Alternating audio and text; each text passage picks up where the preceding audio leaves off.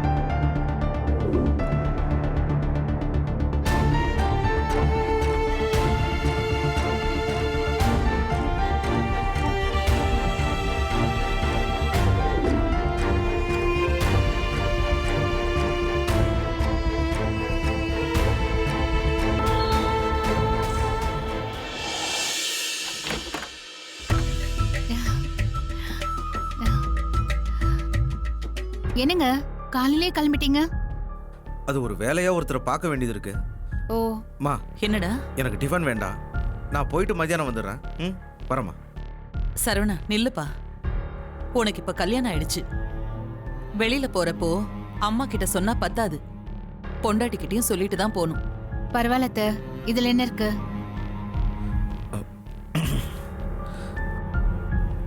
நான் போயிட்டு வரேன். சரி. அண்ணா அண்ணா அண்ணா போற வழியில என்ன டிராப் பண்ணிடுறேன். சரி வா. மா வரேம்மா. சரிப்பா வரேன். பாய்.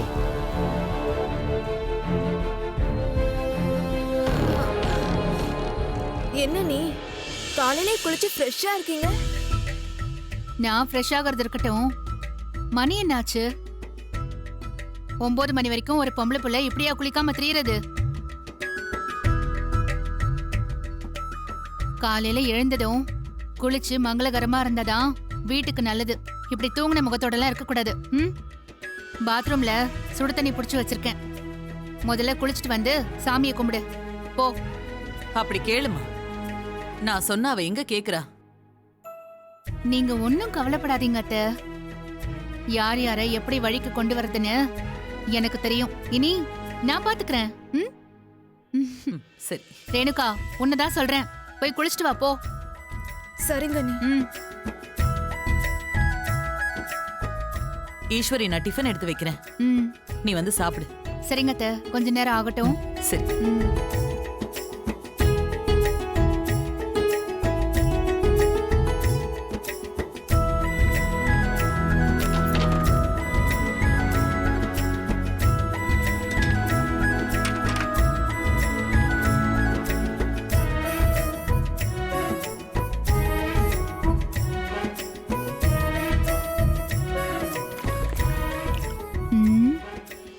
இந்நேரம் சத்தம் வந்திருக்கணுமே. ஐயோ கண்ணறிது. அம்மா அம்மா அம்மா அம்மா கண்ணறிதுமா. என்னாச்சுமா? என்ன என்னமாச்சு? என்னாச்சு? என்ன பண்ணுது? அம்மா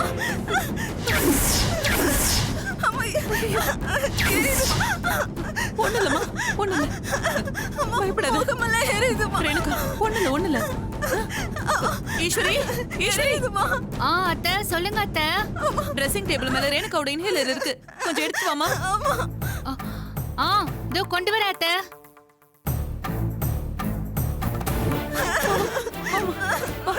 வாமா ரேணுகா, இன்ஹேலர் அடிச்சா சரியாயிடுமா? வா வா. ஈஸ்வரி, சீக்கிரம் வாமா. அத்தை தேடிக்கிட்டே இருக்கேன், எடுத்துட்டு வரேன், இருங்க. நீ இருமா, நான் எடுத்து வரேன். ஈஸ்வரி, எங்கம்மா இன்ஹேலர்?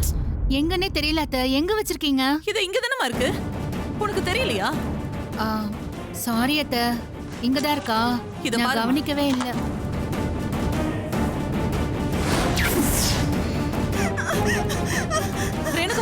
வந்துட்டேன். வாய் தர. பொண்ணு மாமா வா வா வா வாமா போலாம். பொண்ணு இல்லம்மா, நீ வாமா, பயப்படாத வா. அம்மா சொல்றேன், உனக்கு ஒண்ணு ஆகாது, நீ வா வா. நீ அழாதம்மா, ஒண்ணு இல்ல, ஐயோ ஆகாது. என்னாச்சு அத்தை? ஏன் ரேணுகா இப்படி கத்துறா? குளிக்கிற பதத்துல தானே வெந்நீர் வச்சுட்டு வந்தேன். அதுக்கா மிளகாத்தூளை அரைச்சு கொட்டின மாதிரி இப்படி அலறா?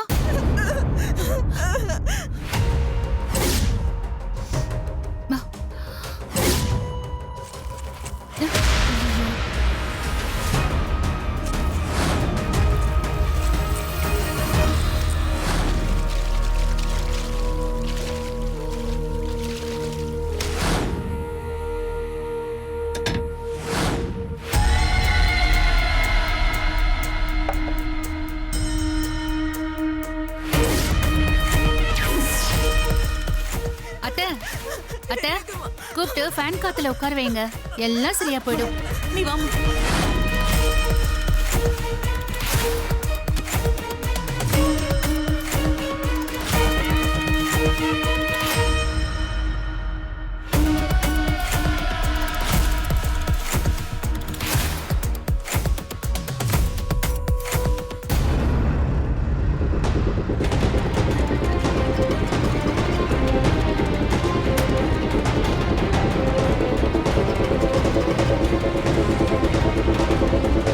யோசிக்காதடா சரவணா. முதலாளிக்காக தான் நீ ரம்யாவை கைவிட்டிருந்தாலும் அதுக்காக நீ சொன்ன ஒவ்வொரு வார்த்தையும் அவளை ரொம்ப ஹர்ட் பண்ணியிருக்கும். அட்லீஸ்ட் அவளை லவ் பண்ணது உண்மைனாவது அவகிட்ட சொல்லிட்டு அதுவாவது அவளுக்கு ஒரு சின்ன ஆறுதலாக இருக்கும். நான் காசுக்காக விலை போயிட்டேன்னு ரம்யா நினச்சிக்கட்டும். ஆனால் நான் காதலிக்கவே இல்லைன்னு நினச்சிட்டா அந்த வலி அவளை காலம் முழுக்க தொடரும். அது வேண்டாண்டா சரவணா, போய் அவகிட்ட பேசு.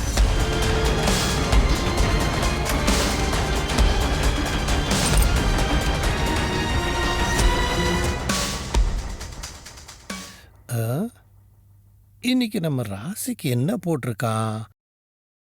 எதிர்பாராத நன்மைகள் உங்க வீடு தேடி வரும். நல்லா தான் போட்டிருக்கான்.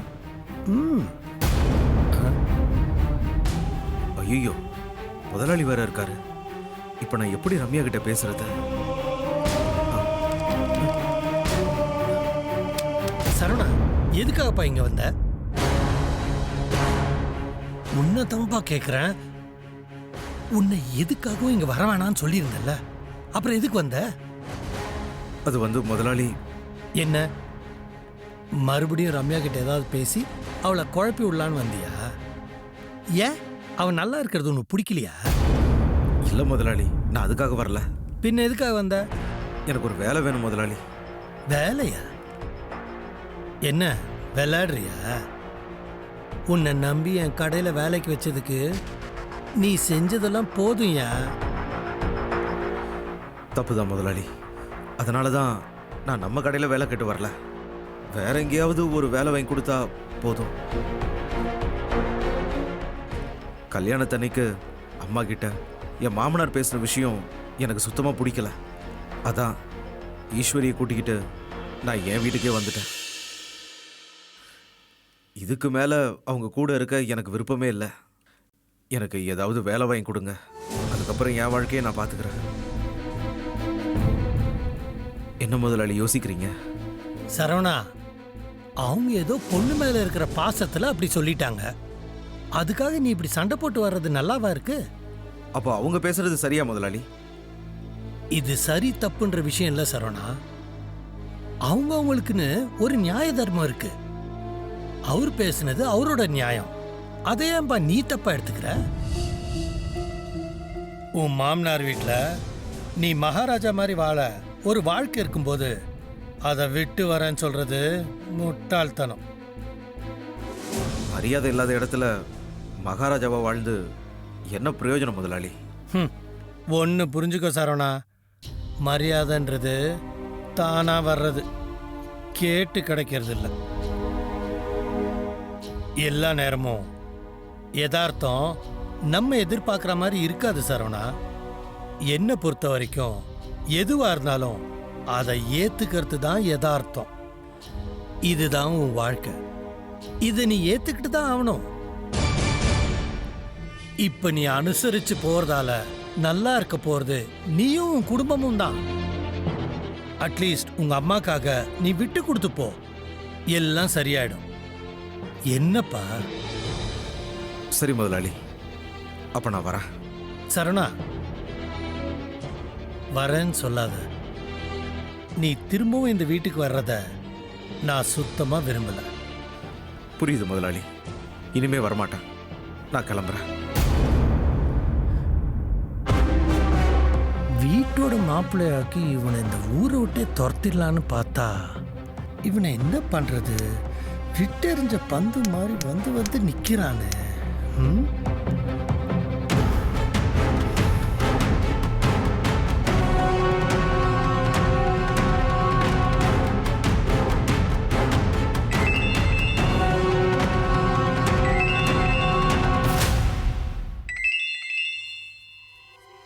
ஹலோ, நான் ராஜசேகர் பேசுறேன். சொல்லுங்க.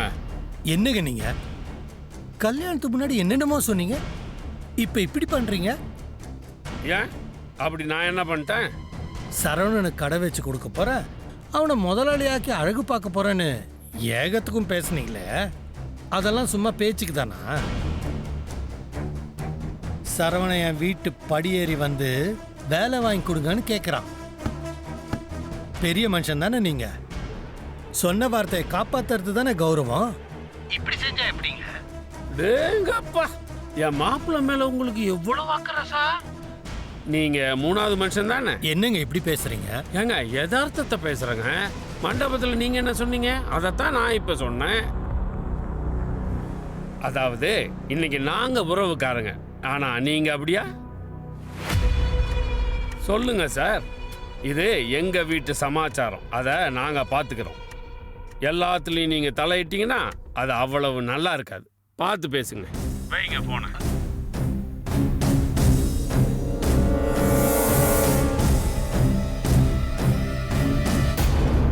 அம்மா இரு, ஒண்ணு இல்ல. உனக்கு ஒண்ணு ஆகாது ரேணுகா, சரியாயிடும். ஆ? பால் தொட்டு வச்சா கொஞ்சம் எரிச்சல், சரியாயிடும். கொஞ்சம் பொறுத்துக்கோமா.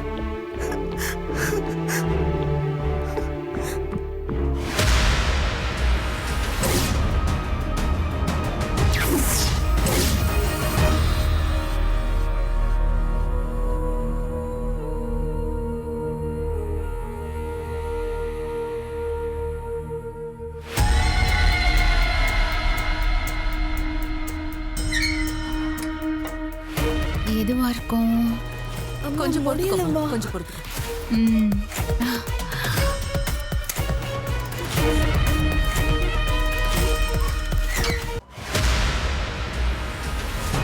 அம்மா ரொம்ப எரியுதுமா. இருமா, நான் என்னன்னு பாக்குறேன். அத்தை, உங்ககிட்ட கொஞ்சம் பேசணும், வரீங்களா? 5 நிமிஷம் தான் அத்தை, வாங்க.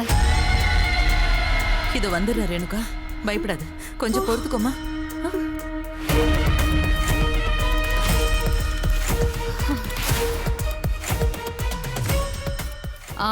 ரேணுகாக்கு இப்ப எப்படி இருக்கு அத்தை? ஒன்னும் பிரச்சனை இல்லையே? அது தண்ணி ரொம்ப சூடா இருந்தது, அதான் அவ உடம்புக்கு ஒத்துக்கல போல, அதனாலதான் அப்படி ஆயிருக்கும் அத்தை. சரியாயிடும். ம், தீனால் சுட்ட பொண்ணு ஆறிடும்னு தானே திருக்குறள்ல எழுதியிருக்கு. அப்புறம் என்ன? அதே திருக்குறள்ல தான் அத்தை வார்த்தையில சுட்ட பொண்ணு ஆறாதுன்னு எழுதியிருக்காங்க. புரியலையா? மண்டபத்துல என் அப்பா கிட்ட நீங்க பேசின விஷயத்த பத்தி தான் சொல்லிட்டு இருக்கேன். அத்தை, அது ரொம்ப தப்பு அத்தை. அப்படி என்ன அவர் தப்பா கேட்டுட்டாரு? பொண்ணு கஷ்டப்படக்கூடாதுன்னு வீட்ல ஏசி இருக்கான்னு கேட்டாரு. அதுக்கு போய் அவர்கிட்ட அப்படியா பேசுவீங்க? அவர் கேட்ட மாதிரி உங்க வீட்ல இந்நேரம் ஒரு ஏசி இருந்திருந்தா உள்ள எரிச்சல்ல தவிச்சிட்டு இருக்கிற உங்க பொண்ணுக்கு அது இப்ப பயன்பட்டிருக்கோம்ல? சொல்லுங்க. எனக்கு நிஜமாவே சரவணனை ரொம்ப பிடிக்கும் அத்தை. நான் கட்டுனா அவரை தான் கட்டுவேன்னு மனசார விரும்பிதான் அவரை கல்யாணம் பண்ணிக்கிட்டேன். அவரையே அந்த அளவுக்கு பிடிக்குதுன்னா அவர் குடும்பத்தை எனக்கு பிடிக்காம போகுமா என்ன? சொல்லுங்க. நான் அவர் மேல எவ்வளவு அன்பு வச்சிருக்கேனோ அதே அன்பை உங்க எல்லார் மேலயும் நான் வச்சிருக்கேன். ஆனா நீங்க நடந்துக்கிறத பார்த்தா அந்த அன்பெல்லாம் வெறுப்பா மாறிடுமோன்னு எனக்கு பயமா இருக்கு அத்தை. இப்ப கூட பாருங்க, உங்களால உங்க பொண்ணு எப்படி கஷ்டப்படுறான்னு. அத்தை, நாளைக்கு இதே கஷ்டம் உங்க இன்னொரு புள்ள செந்திலுக்கும் வரலாம், ஏன் உங்களுக்கு கூட வரலாமே. இதுவே நீங்க கொஞ்சம் விட்டு கொடுத்து போயிருந்தா இந்த நிலைமையெல்லாம் வந்திருக்குமா? உங்க புள்ளைய வீட்டோட மாப்பிள்ளைய அனுப்புற அளவுக்கு உங்களுக்கு மனசு இருக்கு. அப்புறம் எதுக்காத்த இந்த வீண் பிடிவாதம்? அதனால நீங்க என்ன பண்றீங்க, அவர் வந்ததும் முதல் வேலையா எங்க 2 பேரையும் எங்க வீட்டுக்கு அனுப்பி வச்சிருங்க. அதுதான் அத்த நம்ம எல்லாரும் சந்தோஷமா இருக்கிறதுக்கான ஒரே வழி. என்னத்த அனுப்பி வச்சிருவீங்கல்ல? அனுப்பி வச்சிடறேம்மா. சூப்பர் அத்த, கற்பூரம் மாதிரி கப்புன்னு பிடிச்சுக்கிட்டீங்க. அத்த, என்ன ஆசீர்வாதம் பண்ணுங்க. நல்லா இருமா, நல்லா இரு. அப்புறம் அத்த, மெயின் போர்டு பக்கத்துல ஒரு ஸ்விட்ச் இருந்துச்சு, அதானே மோட்டர் ஸ்விட்ச்? இல்லம்மா, அது மெயின் ஸ்விட்ச். ஐயோ, அப்படியா? மோட்டர் ஸ்விட்ச்னு நினைச்சு நான் தான் அதை ஆஃப் பண்ணிட்டேன். அதை ஆன் பண்ணிக்கோங்க. பாவம் ரேணுகா எரிச்சல் தாங்காம கஷ்டப்பட போறா.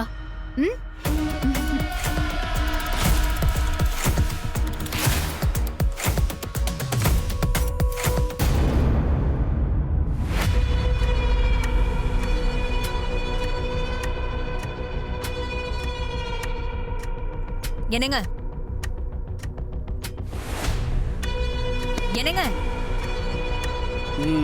நான் கூப்பிடுறத கூட காதுல வாங்காம அப்படி என்னத்தை யோசிச்சுட்டு இருக்கீங்க? அது கொஞ்ச நேரத்துக்கு முன்னாடி ராஜசேகர் எனக்கு ஃபோன் பண்ணியிருந்தார். அவர் எதுக்குங்க உங்களுக்கு கால் பண்ணாரு?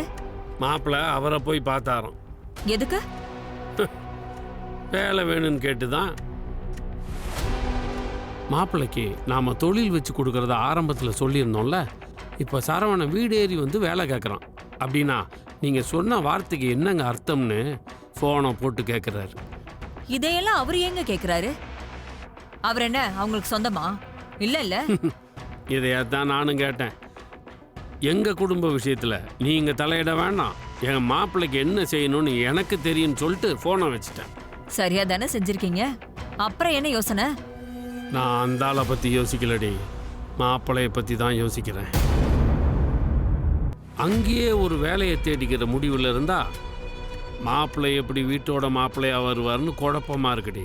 ஏங்க, அந்த குழப்பம் நமக்கு எதுக்குங்க? ஈஸ்வரிதா அவரை கூட்டிட்டு வரேன்னு சொல்லியிருக்கால, அப்புறம் என்ன?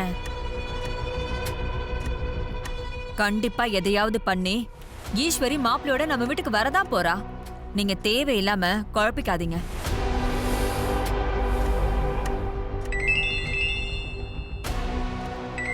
ஈஸ்வரி தான் ஃபோன் பண்றா. ஸ்பீக்கர்ல போடுங்க. தங்கம். அப்பா, நானும் என் வீட்டுக்காரரும் இன்னைக்கு நம்ம வீட்டுக்கு வந்துருவோம்ப்பா. என்னம்மா சொல்ற? மண்டபத்துல பேசினதெல்லாம் தப்புதான்னு என் அத்தை நல்லாவே புரிஞ்சுக்கிட்டாங்கப்பா. ஆச்சரியமா இருக்கு ஈஸ்வரி. அதுக்குள்ள எப்படிமா அவங்க மனசு மாறினாங்க? சொல்ல வேண்டிய விதத்துல எடுத்து சொன்னேன், சொன்னதும் அத்தை புரிஞ்சுக்கிட்டாங்கப்பா. அவங்க ரொம்ப நல்லவங்கம்மா. இந்த குடும்பத்துல உள்ளவங்க மேல பெரிய அன்பு வச்சிருக்காங்க. அதுலயும் அவங்க பிள்ளைங்களுக்கு ஒண்ணுனா அப்படியே துடிச்சு போடுறாங்கன்னா பாருங்களேன். தான் பிள்ளைங்க மேல பாசம் வச்சிருக்கிற அவங்களுக்கு என் மேல நீங்க எவ்வளவு பாசம் வச்சிருக்கீங்கன்னு புரியாமையா போக போகுது.